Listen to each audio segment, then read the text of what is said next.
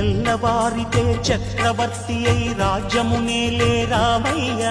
తండ్రి మాటకై పదవిని బదలి అడవులకేగెనయా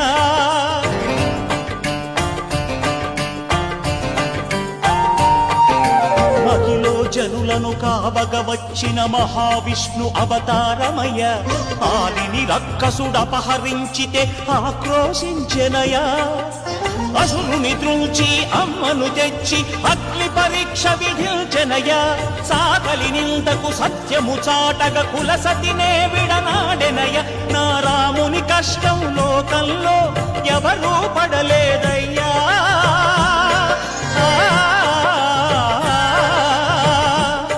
నా రాముని కష్టం లోకంలో ఎవరూ పడలేదయ్యా సత్యం ధర్మం త్యాగంలో అతనికి సరిలేరయ్యా